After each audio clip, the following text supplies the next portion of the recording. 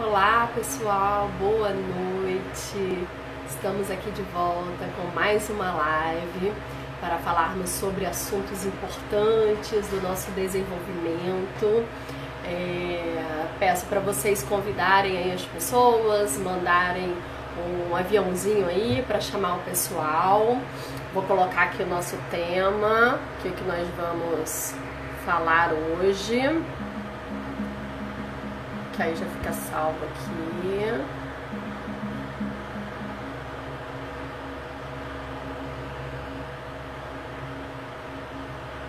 Deixa eu ver como é que eu fixo. Isso eu não aprendi a fazer, gente. Alguém precisa me ensinar como que eu faço para fixar meu comentário. Alguém sabe?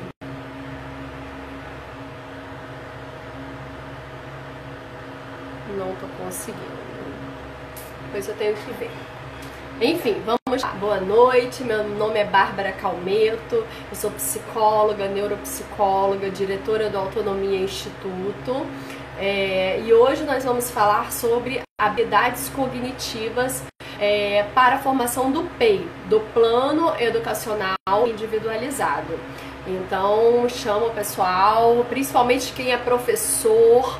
Essa live eu vou ter esse foco também, porque no final a gente vai ter uma surpresa. Vamos ter aqui uma surpresa, eu vou contar para vocês.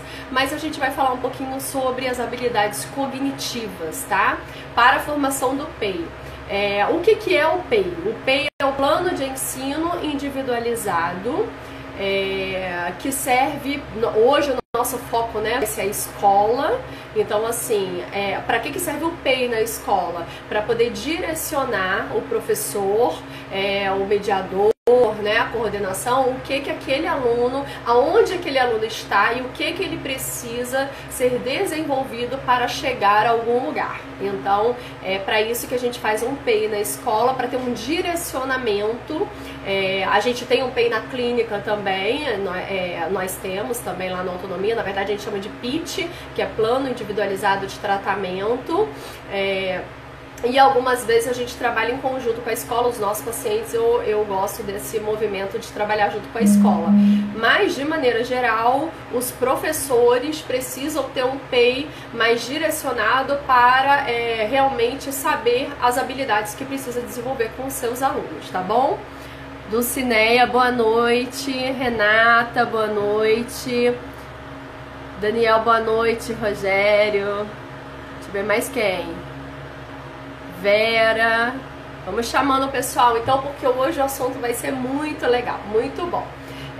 Então, a gente sabe que o nosso cérebro, ele é um elemento fundamental para a nossa vida, né? Tudo está ali, tudo está regido pelo nosso cérebro e por isso a gente precisa tanto trabalhar e desenvolver as nossas habilidades cognitivas.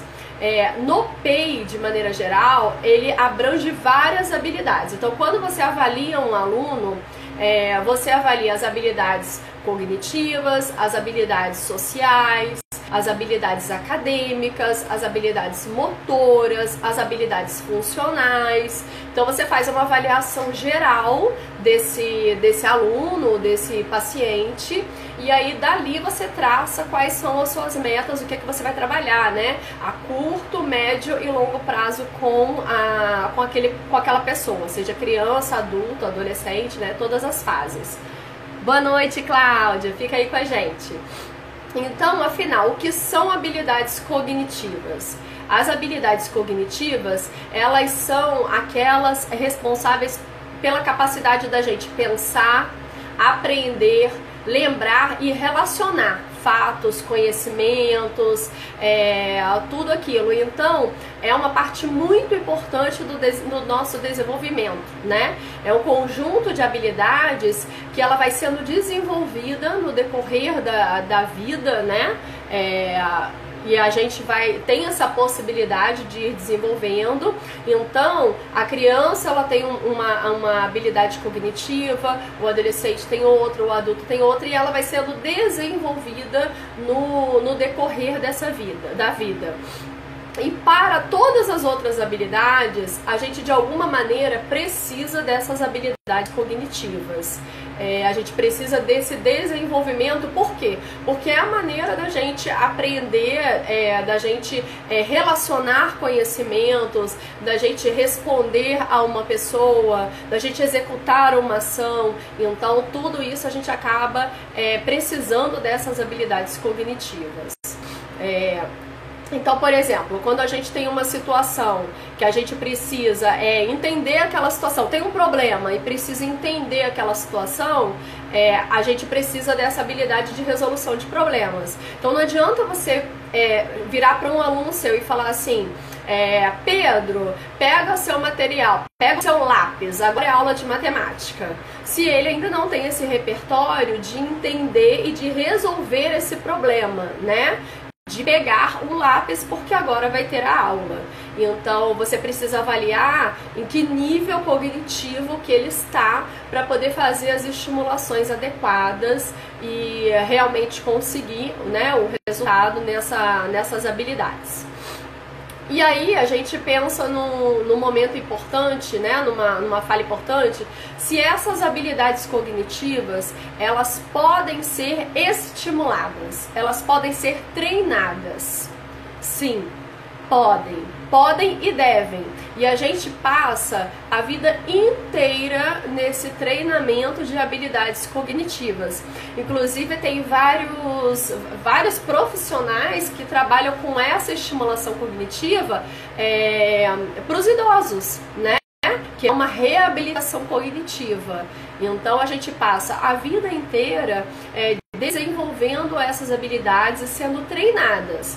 Só que quando tem um profissional que tem essa possibilidade, que tem esse estudo, que tem esse know-how para realmente fazer o treinamento cognitivo, você consegue ter um resultado maior, né, melhor. E esse profissional, ele pode ser um professor, ele pode ser um mediador, ele pode ser um psicólogo, ele pode ser a fono, pode ser terapeuta ocupacional, pode ser os pais. Por quê? Porque essas habilidades cognitivas, elas precisam ser estimuladas e treinadas no nosso dia a dia, tá? Eu vou dar alguns exemplos daqui a pouco. Quem tiver pergunta também pode ir fazendo aí que a gente vai respondendo, tá bom?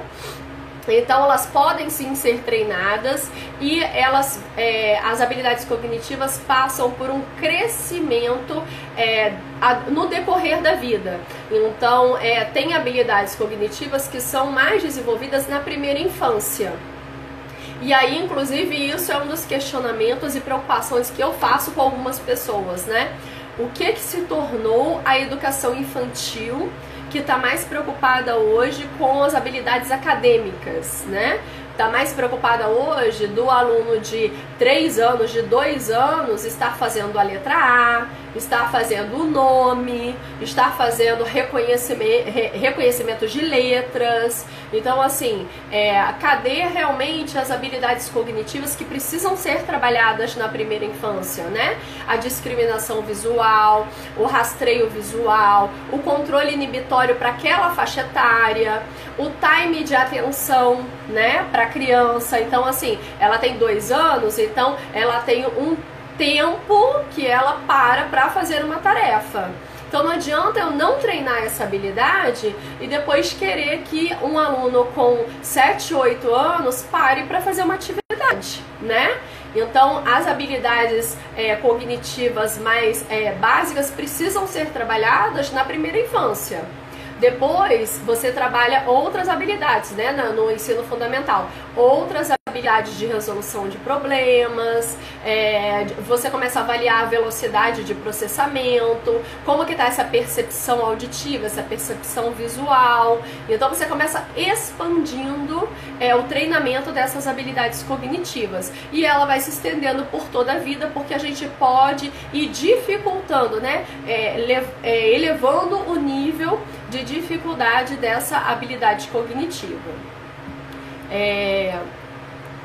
E aí a gente...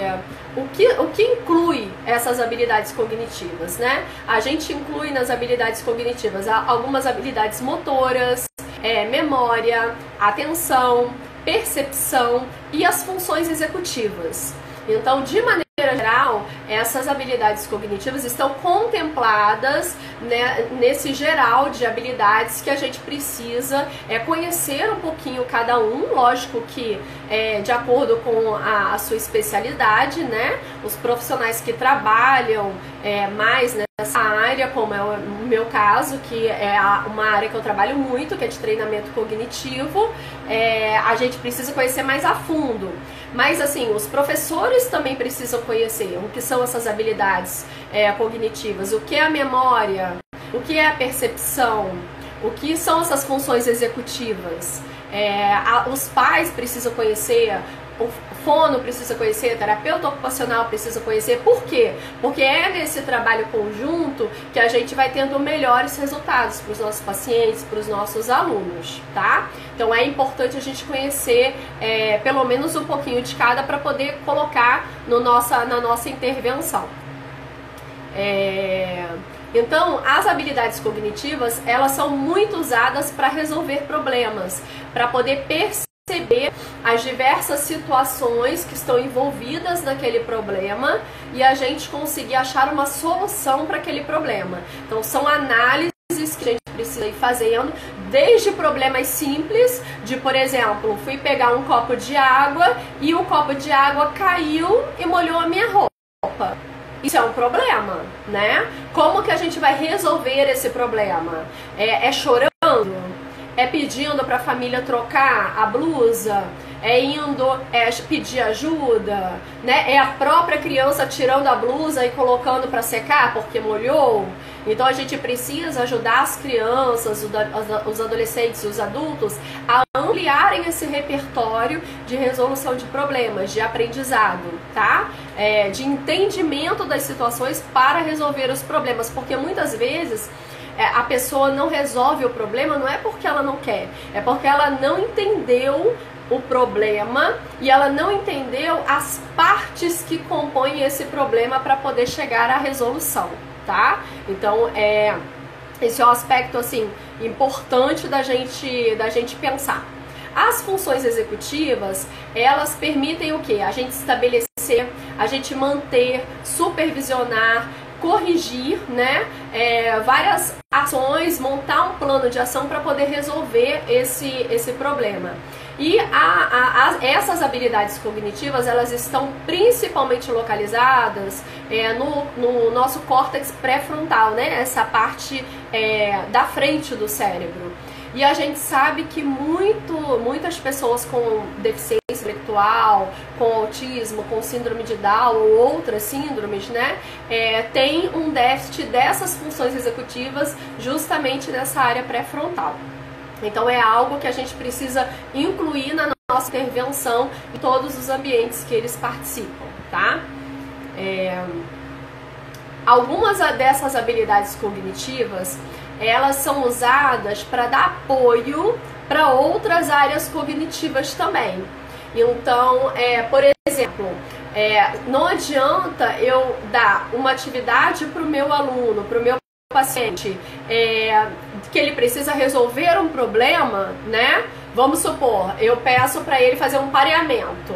Eu dei um carrinho, né? E pedi para ele, coloca igual, para ele fazer o pareamento do carrinho. Se ele ainda não presta atenção, se ele ainda não senta, se ele ainda não faz uma discriminação visual, né? Então, assim, uma habilidade cognitiva, ela está relacionada a outra e a gente precisa entender muito bem para poder ir desenvolvendo e expor a criança a atividades que estão no nível cognitivo dela, nem abaixo para não ficar uma coisa desestimulante, nem acima para se tornar uma coisa tão frustrante que ela nem quer fazer mais. Então, muitas vezes, eu vejo isso acontecer nas escolas, o aluno ele fica desestimulado, porque aquela atividade ela não é interessante para ele. Aquela atividade ela não foi adaptada corretamente, não foi feita uma avaliação para ver qual é o nível dessa habilidade cognitiva e ela fica desestimulada ou porque é muito fácil, muito boba e ela não quer prestar atenção naquilo, ou porque é uma atividade muito difícil que aquele aluno, que aquele paciente ainda não tem um nível cognitivo para poder fazer. Então se torna muito desafiador, tá? Então a gente precisa ter essa visão de por que o meu aluno ou o meu paciente está fugindo daquela demanda. Por quê? E a gente fazer essas tentativas para poder realmente avaliar, tá? Ó, a Aline chegou aí, deixa eu ver mais quem. Luciana, Kátia, muito bem, Felipe, Valentina, Cláudia, Ana Paula, Priscila, beijinho pra todo mundo, Fernanda, obrigada por estar aqui, tá bom? Quem puder, vai divulgando, chama mais pessoas. Érica, tudo bem, meu amor? As nossas terapeutas aí, ó, top da galáxias, aí se reinventando nesse momento, né, de quarentena, meus amores. Então vamos lá. Vamos falar um pouquinho, eu tenho uma colinha aqui pra eu não esquecer, tá, gente? Porque eu sou dessas, quem trabalha comigo sabe que eu sou dessas de listas, né? Oi, Aline, da Home Care Pedagógico, tudo bem, meu amor? Obrigada por estar aqui, tá? Thelma, Miriam, boa noite, sejam bem-vindos aí. A gente tá falando sobre habilidades cognitivas para o plano de ensino individualizado, tá bom? Então eu vou falar um pouquinho agora sobre cada uma das funções executivas, das habilidades cognitivas e a gente vai trocando um pouquinho de experiências. Quem tiver experiência vai relatando aqui também, que a gente vai fazendo essa troca, tá? E fica com a gente até o final, que eu tenho uma surpresa no final para todo mundo, uma surpresa bem legal. Então, a primeira habilidade cognitiva que nós vamos falar aqui vai ser sobre atenção, sobre foco, né? Como trabalhar com o meu aluno, com o meu paciente, se ele nem senta, se ele não consegue prestar atenção no que eu estou fazendo com ele, né? Na tarefa, na brincadeira, na atividade que eu estou fazendo com ele. Então, uma das primeiras habilidades que eu preciso realmente trabalhar, dessas habilidades cognitivas, é a atenção.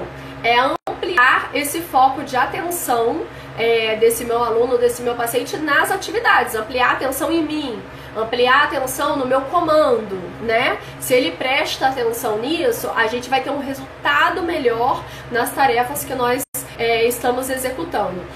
Então, o que é a atenção? É focar a nossa atenção em um único estímulo, né? Naquele momento, naquele estímulo que está sendo pedido. E aí nesse momento também o terapeuta e o professor, né, a família, precisa ter um cuidado para observar se a gente não está dando estímulo demais para aquela criança e é por isso que ela não está focando a atenção dela. Isso também muitas vezes acontece, né? Será que ela não está com brinquedo demais ali naquele momento? E por isso que ela não está prestando atenção realmente no que ela precisa? Será que não tem coisa demais na mesa? Então isso tudo precisa ser observado para a gente ampliar esse foco de atenção. Então a gente precisa avaliar a atenção sustentada, a atenção dividida, a atenção compartilhada, se aquele aluno ele consegue ter uma tarefa e dividir a atenção, ele consegue, por exemplo, fazer um pareamento, né, de objetos que são diferentes, ele consegue discriminar aqueles objetos também. Então, olha, a percepção já vindo junto com a atenção. Então, a atenção é realmente focar. Ele consegue compartilhar aquela atenção, ele consegue prestar atenção no objeto que está na minha mão. Ele consegue enriquecer. Isso, a Érica tá falando, enriquecer o ambiente, não é isso? Isso mesmo. Então a gente precisa enriquecer o ambiente com os estímulos adequados, né? Muitas vezes as crianças têm brinquedo em excesso, mas tem mais do mesmo. Não tem os brinquedos que precisam estimular várias áreas, né, dessas habilidades. Então a atenção é uma das principais habilidades cognitivas que a gente precisa logo estimular no nosso aluno, no nosso paciente, no nosso filho desde pequenininho, tá? Lógico que com o passar do tempo esse foco de atenção se torna maior. Como que eu posso prender a atenção, né, um pouco do meu aluno nesse momento? Traz atividades que ele gosta, traz centros de interesse. Então, por exemplo, ele gosta da Peppa Pig. Faz atividades que tenham a Peppa Pig, imita a Peppa Pig, coloca a Peppa Pig pra descer no escorrega, né, Cláudia? A Cláudia tá aí me ouvindo, a nossa fono, ó, é a rainha dos treco-trepos, que a gente fala lá. Então, é trazer o centro de interesse. Ele gosta de Toy Story, vamos criar tudo no Toy Story, vamos fazendo. E daquilo ali a gente vai ampliando esse foco de atenção, tá bom? Outra habilidade cognitiva que a gente precisa estimular é o controle inibitório. Deixa eu beber um pouquinho de água. Vai colocando, gente, coisas aí para eu poder beber água. Fiz um monte de atendimento hoje, minha voz está indo embora. Vamos lá. Controle inibitório, ele é uma habilidade cognitiva muito importante para nossa vida, né? Imagina se todos nós fizéssemos e falássemos tudo que a gente quer e que a gente pensa. Seria um caos completo, né? Então, o controle inibitório é justamente a capacidade de ignorar alguns estímulos e conseguir controlar para poder você agir de uma maneira relevante numa determinada situação, tá? Então, é você ter persistência para finalizar uma tarefa, você inibir algum estímulo que está no ambiente que está te atrapalhando, você conseguir controlar o impulso de falar no momento que não é adequado, você conseguir se autorregular nessa questão mais sensorial. Então tudo isso é voltado, e mais outras coisas, né? Mas vou dar algum foco aqui, até por causa do nosso tempo, voltado para esse controle esse controle inibitório que precisa ser desenvolvido, tá bom? Outra habilidade cognitiva importante é o planejamento. O que é o planejamento? É a capacidade de você pensar com antecedência, né? Você se planejar. Então eu falo muito com os professores, os terapeutas e os pais. Ajude seu filho a ter previsibilidade do que está acontecendo. Faça com ele um cronograma, o que vai acontecer agora. Nas terapias a gente usa muito isso. A primeira tarefa é isso, a primeira atividade é isso, a segunda é essa, depois vai ter isso. Por quê? Porque isso ajuda a criança a diminuir a ansiedade e a ter um planejamento do que vai acontecer, essa previsibilidade. Dá para perceber, nos colocar um pouquinho na dificuldade desse planejamento no momento que a gente está vivendo agora. Alguém sabe o que vai acontecer amanhã? Alguém sabe como que nós estaremos daqui a 15 dias? Daqui a um mês? Não, nós não temos essa previsibilidade. Então isso dificulta o nosso planejamento para pensar com antecedência nas situações e buscar essa resolução, tá? Então o que a gente puder fazer de planejamento com o nosso aluno, colocar, né, tem um recurso que a gente usa, primeiro isso, depois aquilo, a gente usa a rotina, então para ele entender que é uma atividade, depois a outra, depois a outra, qual é a hora do lanche, qual é a hora da brincadeira, qual é a hora do descanso, né? Então isso tudo ajuda nesse planejamento. Outra habilidade que é muito importante da gente desenvolver com os alunos e pacientes é a percepção. O que é a percepção? É a gente perceber, é a habilidade da gente captar, processar, entender os vários estímulos que tem ao nosso redor, naquela situação que está sendo colocada. Então a gente tem a percepção visual, a percepção auditiva, a percepção intraneurosensorial, né? A gente tem várias percepções que passam pelos nossos sentidos e a gente vai desenvolvendo. Então, eu tenho um jogo aqui que é muito bacana, que é um jogo da memória, que é só dos sentidos. Você veda os olhos e aí você consegue colocar pelo sensorial e aí você faz. Então você está desenvolvendo o quê? Uma percepção tátil daquele estímulo, né? E aí uma coisa que a gente precisa desenvolver muito nas crianças nessa percepção é o rastreio visual e a discriminação visual. Então a criança precisa aprender que dois estímulos, eles eles são diferentes. Então, se eu coloco, por exemplo, um carrinho, e aí aqui eu coloco um carrinho e coloco uma boneca, e eu peço para ele colocar igual, ele tem que fazer essa discriminação, esse rastreio, essa discriminação de que o que eu vou colocar igual vai ser o carrinho, porque são dois objetos iguais, tá? Então, a percepção é uma habilidade cognitiva muito importante que a gente depende, por exemplo, da atenção, para ele conseguir. Como é que uma criança vai perceber o mundo que está à volta dela, os detalhes, e falar depois sobre aquilo, se ele está com um nível de atenção muito pequeno e não consegue, tá bom? Deixa eu ver aqui a Dulcineia falando, ó. Meu filho tem síndrome de Down, mas se ele ver as atividades que vai executar, ele fica ansioso. Como fazer nesse caso? Dulcineia, normalmente eu indico que divida em blocos. Então, assim, você pode fazer uma rotina, ao invés de você fazer aquela rotina que tem todas as atividades, já que ele fica ansioso, você faz uma rotina de primeiro isso, depois aquilo. Então, ele sabe que vão ser duas coisas. E normalmente eu indico também outra coisa. Faça uma atividade que exige um pouco mais dele e logo depois faça uma atividade um pouco mais leve que ele saiba cumprir. Por quê? Porque ele vai se sentir motivado, ele vai ter o reforçador que ele precisa.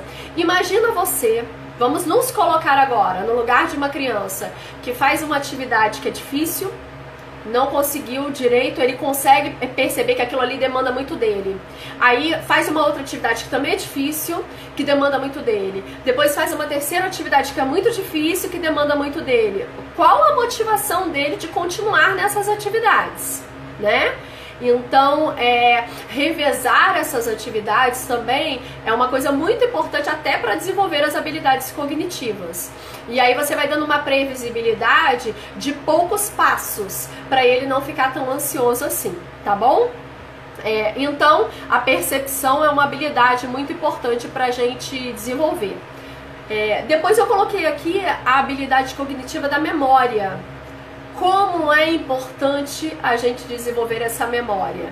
E a memória, a gente tem várias memórias. Então a gente tem memória auditiva, memória visual, memória contextual, memória de trabalho, memória de curto prazo, memória de longo prazo. Então a gente tem assim muitos tipos de memórias diferentes, porque às vezes eu recebo algumas famílias que falam assim, nossa, meu filho é muito bom de memória. E aí, quando eu vou fazer algumas atividades avaliando os vários tipos de memória, a gente vê que ele é muito bom naquela memória a longo prazo. Ou ele é muito bom, quer ver uma memória que meus pacientes são muito boas? Em memória de data.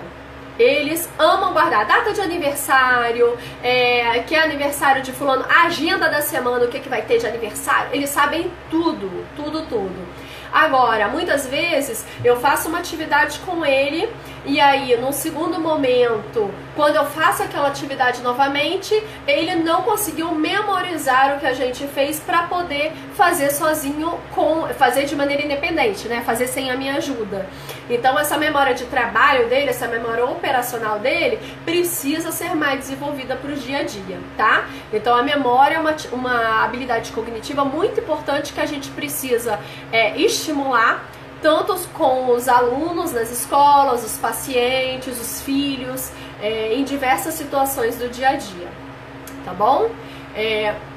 Outra habilidade cognitiva importante, e aí eu vou falar até de duas, que uma é relacionada com a outra, é a latência e a velocidade de processamento. Então, o que é a latência? A latência é o tempo que o meu aluno demora, o tempo que ele leva entre o estímulo discriminativo que eu dei para ele, o estímulo que eu dei, né, a demanda que eu passei, a resposta que ele me deu. Então é esse time de resposta. Muitas vezes o paciente ele tem um time muito grande e a gente precisa inclusive fazer uma linha de base para a gente ir diminuindo esse tempo de latência. E aí às vezes a família fala assim, não, mas você não está trabalhando isso com meu filho? E aí, se a gente não tem um entendimento muito grande que a latência é uma habilidade importante que a gente precisa diminuir, porque a conversação, pensa na conversação. Se eu pergunto assim pra você, como que é o seu nome? Qual o seu nome? E aí o meu aluno fica. Quem está conversando com ele, se for uma outra criança, um par, né, uma outra criança da faixa etária, já perdeu o interesse e já foi fazer outra coisa.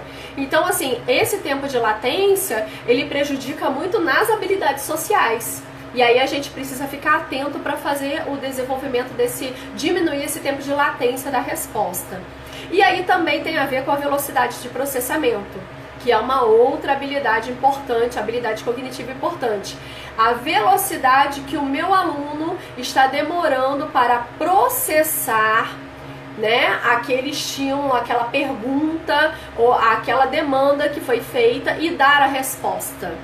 Então também preciso ter esse entendimento, né? E aí estão relacionados o tempo de latência com essa velocidade de processamento, para a gente aumentar a velocidade de processamento e ao mesmo tempo diminuir esse tempo de latência, tá? Então por isso que é tão importante a gente entender aquilo ali, fazer os registros adequados da atividade que eu estou fazendo, porque às vezes parece pouca coisa, mas um aluno, um paciente que demorava 10 segundos para dar uma resposta e agora ele está me respondendo com 3 segundos, a gente teve um avanço muito grande, né? Então parece pouco, mas não é. Principalmente com o público que a gente trabalha, que são pessoas com atraso no desenvolvimento. Isso é muito importante. Uma outra habilidade cognitiva muito importante para a gente estimular é a resolução de problemas. Como eu falei no começo, as funções executivas elas estão diretamente relacionadas também a essa resolução de problemas. A gente tem problemas para resolver desde bem pequeno. Como eu dei o exemplo, né? A criança que estava com o copo e derramou, né? Sem querer ela foi tomar e escorreu água na blusa dela. Isso é um problema, né? Desde o problema de alguns pacientes que eu tenho, por exemplo, que trabalham e que tiveram algum problema no mercado de trabalho. O chefe falou de uma maneira mais grosseira, um cliente não quis ser atendido por eles. Isso é um problema também que precisa ser resolvido.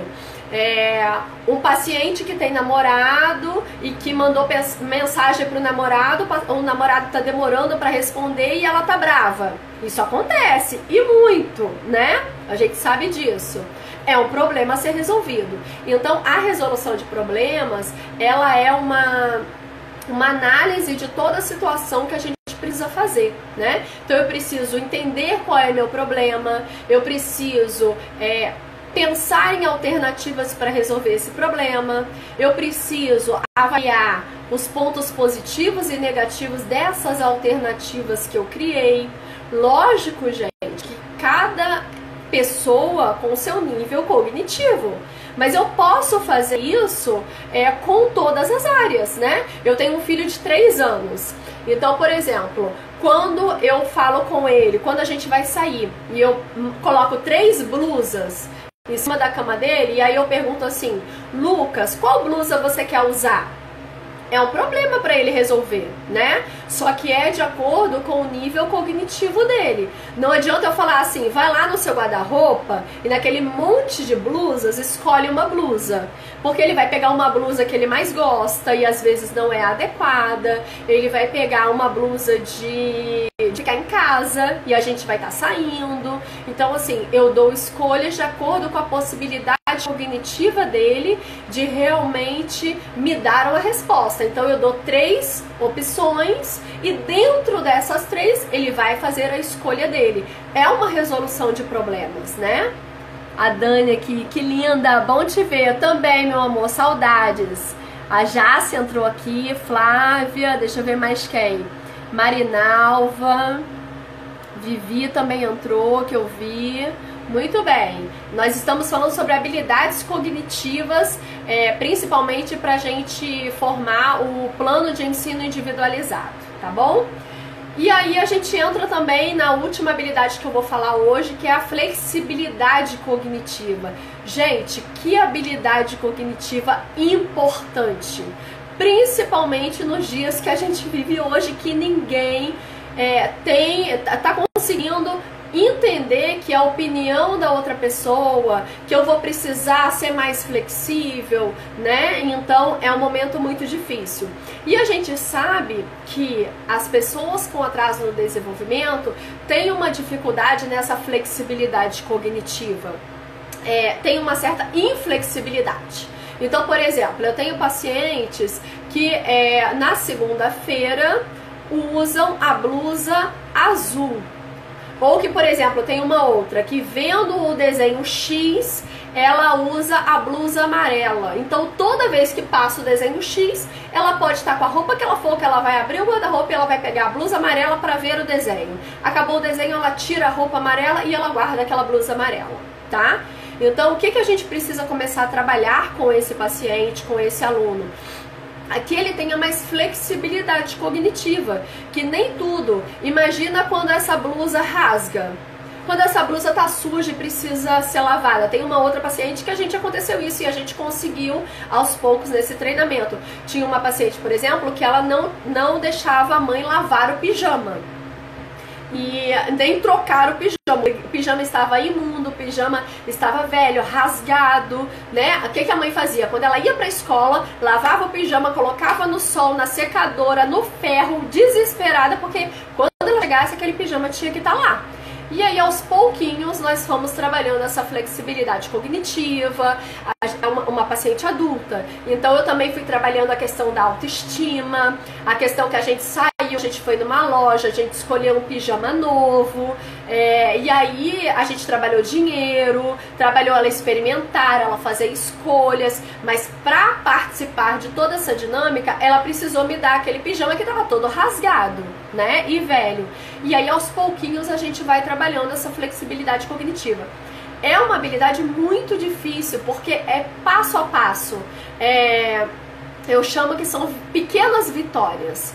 Pequenas vitórias do dia a dia que a gente vai desenvolvendo essa flexibilidade cognitiva, né? São mudanças de estratégias.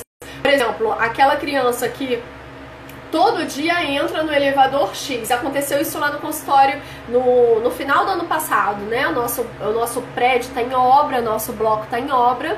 E aí a gente tem uma paciente, a gente tem um elevador lá, que a hora que você sobe, a segunda sala é a nossa sala. E aí o prédio fechou aquele elevador porque eles estavam trocando piso e elas tiveram que ir pelo outro elevador. Gente, foi um estresse, foi uma crise, né? Foram várias complicações. E a gente viu que naquele momento a gente tinha que estimular um pouco mais essa flexibilidade cognitiva. Passaram-se acho que uns 3, 4 meses, porque isso já foi esse ano. Esse ano aconteceu do botão do elevador ter tido um problema e não dava pra subir, né? Alguém enfiou o dedo, quebrou, tal, não dava pra subir.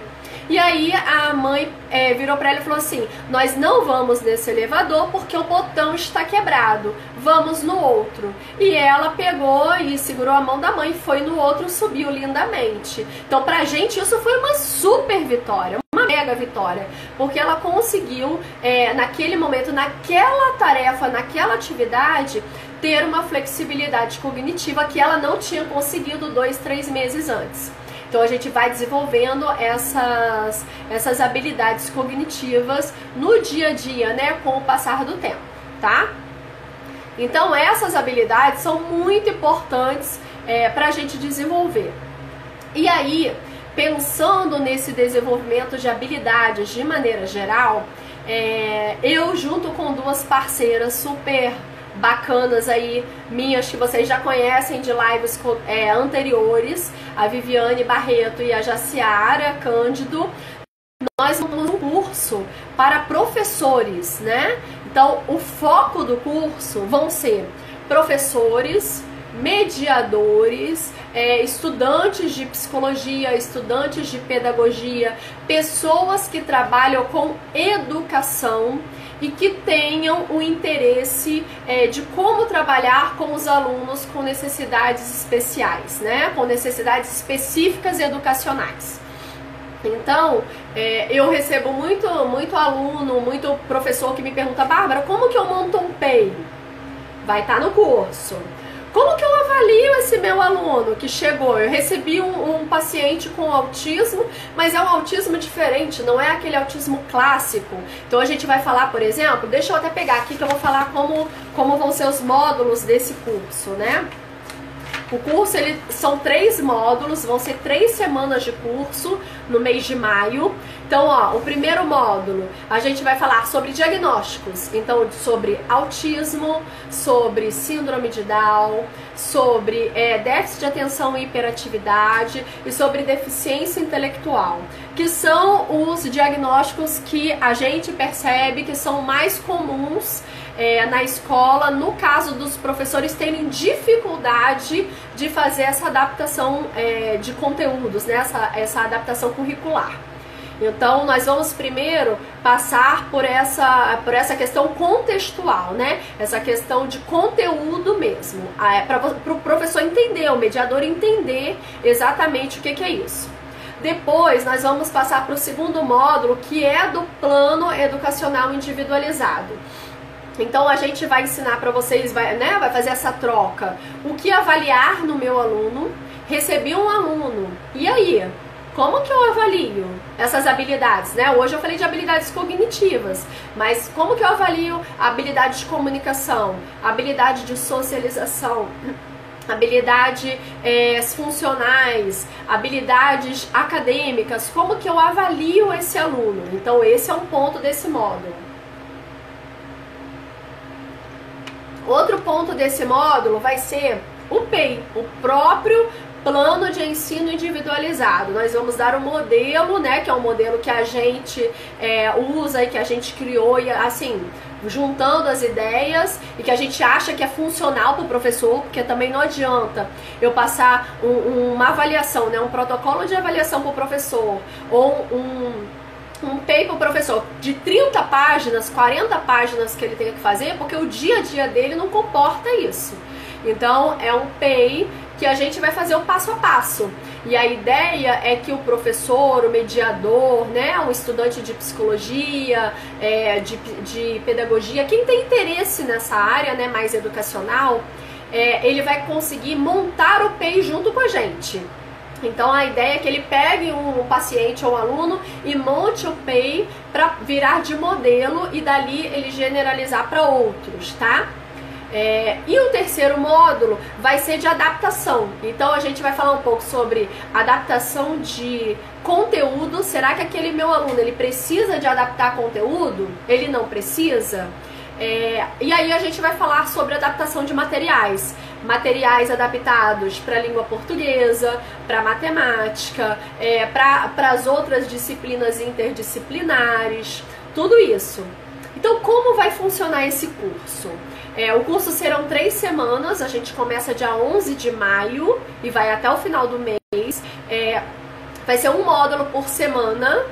As aulas estarão gravadas, vai ter uma aula, né, uma aula pequena de 8 a 10 minutos por dia, que vai ser gravada. Então se você não puder assistir naquele momento, você vai assistir no outro momento. Nós vamos disponibilizar artigos, vamos ter um grupo, né, no Telegram para a gente poder realmente trocar experiências, a gente avaliar, vocês trazerem estudos de caso, e a gente, né, falar do nosso dia a dia, como que tem sido. Então, vão ser essas aulas gravadas. Então, de segunda a quinta, nós teremos aulas gravadas daquele módulo. E toda sexta-feira nós vamos ter aula ao vivo do módulo. Então, o módulo 1, por exemplo, que é comigo, que é sobre diagnósticos, a gente vai ter um dia de aula sobre autismo, o outro dia de aula sobre síndrome de Down, sobre deficiência intelectual, sobre déficit de atenção e hiperatividade. Na sexta-feira, a gente vai ter uma aula ao vivo, que é uma aula fechada, só para quem está no grupo, e nós vamos tirar dúvidas sobre esses diagnósticos. E assim a gente vai seguir em cada módulo com aulas gravadas de segunda a quinta e sexta-feira aula ao vivo para a gente tirar todas as dúvidas, tá? Deixa eu ver mais o que. Vivi, Jace, se quiserem me ajudar também, podem ir falando aí. Então, assim, vai ser um curso que a gente pensou para professores, para mediadores. Então, enviem para as pessoas que vocês acham que possam se beneficiar desse curso, né? Vão ser 3 semanas de curso, é um curso rápido, mas é um curso de muito conteúdo, que a gente vai ter muita troca. As mães que estão vendo, se puder, envie para a mediadora, para a professora, para a coordenadora da turma da criança, né, do adolescente, para poder ter essa possibilidade de participar. Os profissionais que estão interessados também. Eu vou postar amanhã, né, no Instagram do Autonomia Instituto mais informações. Vai fazer inscrição por e-mail, né, comigo, né, pelo e-mail do Autonomia. Vai ser um curso teórico e prático, isso mesmo, porque assim, quando eu me propus a montar esse curso, né, chamei a Viviane e a Jace, eu falei assim, eu quero algo prático, porque teórico, gente, a gente abre hoje o Google, abre o YouTube, tem um monte de conteúdo, né? Mas aí o professor, ele pega aquele monte de conteúdo e ele fala assim, e agora? Como que eu faço a adaptação? Como que eu faço a avaliação?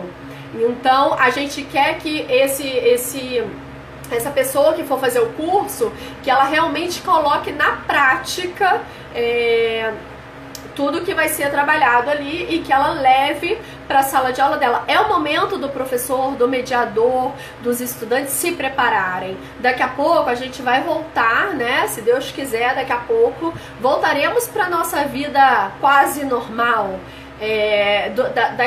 Da escola presencial. E aí vai ser o momento dela realmente colocar em prática o que ela aprendeu no curso. Mas ela pode aproveitar esse momento para preparar materiais, para fazer o PEI. Então esse grupo do Telegram vai ser muito bom também pra gente fazer essa troca, tá? A Érica tá falando, ó, muito bacana a iniciativa do curso. A Érica, vai ser muito bom. A gente tá muito animada porque tem muito conteúdo para passar e a gente quer que quem faça o curso saia bem preparado, né, para poder ter isso. Terão acesso à planilha de avaliação, cada professor poderá trazer seu estudo de caso. Essa é a ideia mesmo, que a gente faça o estudo de caso, tá? Quero que vocês coloquem aqui dúvidas, alguma pergunta sobre habilidades cognitivas, alguma pergunta sobre o curso, alguma dúvida. Amanhã eu vou colocar no Instagram, mas quem tiver no Instagram e no Facebook, mas quem já tiver interesse ou tiver alguma pessoa que fale assim, ó, esse curso é bacana para tal pessoa, pode passar o nosso Instagram e a pessoa entrar em contato por direct, tá bom? Que aí eu dou mais informações, tudo direitinho. Tá? Pode trazer algumas dúvidas sobre habilidades cognitivas. Alguém ficou com alguma dúvida? Vocês conseguiram entender e perceber o quanto é importante a gente trabalhar, né, com as habilidades cognitivas, desenvolver essas habilidades cognitivas na escola, em casa, na clínica, né, na terapia? Essas habilidades cognitivas precisam ser muito avaliadas, né, estimuladas, treinadas e reavaliadas pra gente ir vendo como que tá sendo o progresso da pessoa, né, do nosso aluno. A Dani tá falando, a professora Cláudia Silvia, divulga por favor. Isso, vamos divulgar. Então, o valor do curso vai ser R$ 97,00, tá? A gente fez um valor assim bem tranquilo para esse momento, para todo mundo conseguir participar. Somos 3 profissionais. Deixa eu falar um pouquinho das profissionais, né? Eu sou uma das coordenadoras e a professora que vou falar sobre a questão dos diagnósticos, né? Eu sou psicóloga, sou neuropsicóloga, especialista em educação especial, estou me especializando em terapia ABA, já tenho experiência na área, mas agora realmente fazendo a especialização. Sou professora de formação, né? Para quem não sabe aí, eu fiz magistério, fiz letras, dei aula durante muitos anos, então sempre estive relacionada nessa parte educacional, né? A Jaciara, ela é psicopedagoga, tem uma experiência grande também, já trabalha com a avaliação, adaptação curricular, dá consultoria para escolas, dá consultoria para as famílias. E a Viviane também trabalha nessa área de adaptação curricular, de reforço escolar, né, do Pequenos Construtores, que né, o local, né, que ela tem e que ela faz esse trabalho, faz muita adaptação curricular também, dá apoio para os professores, para as famílias. Então, todas três que estamos à frente desse curso, a gente sabe do que a gente está falando, né? E a intenção realmente é dar a possibilidade do professor, do mediador, de terapeutas que querem ser mediadores, né? A gente tem às vezes terapeutas que ele quer ser mediador, mas não sabe por onde começar. Então é um caminho também para ele poder entender como vai ser esse PEI, o que eu preciso avaliar, como vai ser essa adaptação curricular, tá bom? A Dani falando, aba, legal, sim. A gente tem trabalhado com aba para todas as idades. Hoje mesmo eu estava fazendo alguns programas de ensino para um paciente meu com síndrome de Down que tem 35 anos. Então, olha que bacana a terapia aba sendo realmente para todas as faixas etárias, né? Então, isso é bacana. Vai ficar gravado? Vai ficar gravado aqui por 24 horas e depois eu vou, se eu conseguir baixar, eu vou colocar lá no nosso canal do YouTube, que tem vários vídeos lá, gente. Passa por lá também para vocês verem que tem vários vídeos, tá bom?